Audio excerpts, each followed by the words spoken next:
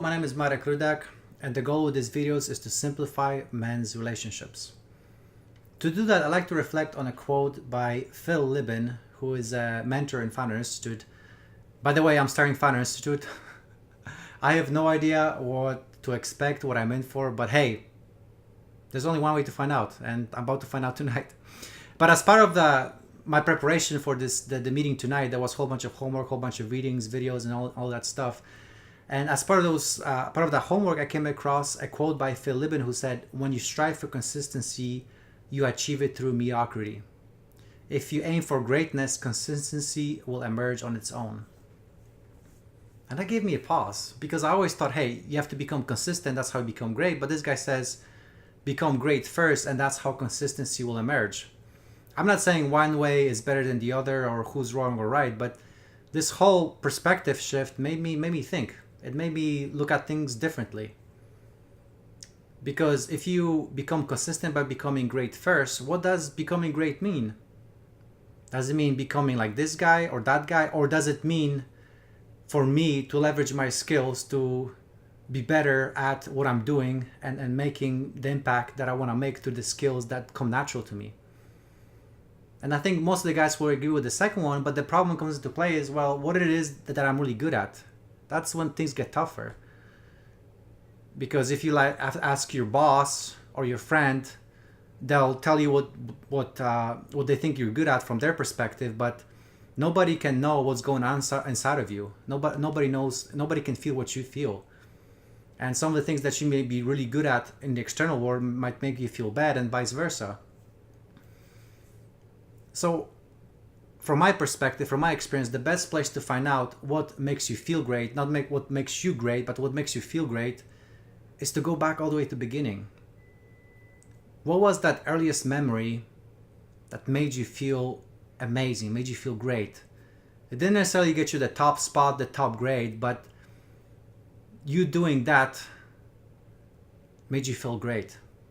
In my case, it was back in communist Poland, somewhere in early grammar school. I forget exactly, if it was first, second, or grade, so somewhere around there. I remember I was at this sporting event. I don't even know where I was there, but it was definitely not because I was to compete, because I was a pretty fat kid. I was out of shape. I'm not even sure where I was there, but what I did is I remember going up to my classmates who were competing, checking up on them, encouraging them, reporting back to my teacher. And I don't even know how much of an impact I made, or if it was even worth it or beneficial to the athletes or my teacher. But me, oh man, I felt great. It felt like the time stopped. I just felt amazing. But I didn't really think much about that at that time, because I focused on my own fitness, because I just felt so embarrassed. My dad was a PE teacher. He was very fit, very strong. But here I was a fat kid, and it seemed like I just couldn't do anything right physically. I did pretty good at school, but physically, I just felt like such an embarrassment to my dad. And that persisted for many, many years. But going back to that saying, achieving consistency to greatness. See, nowadays, whenever things get tough for me, when I get discouraged, I go back to what makes me feel great. All the way, that same feeling that I first felt back in my grammar school when I was encouraging people. So whenever I feel discouraged, I call somebody and encourage somebody else.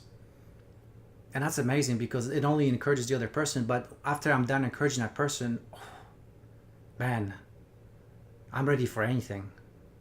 And that's what allows me to keep going, stay consistent.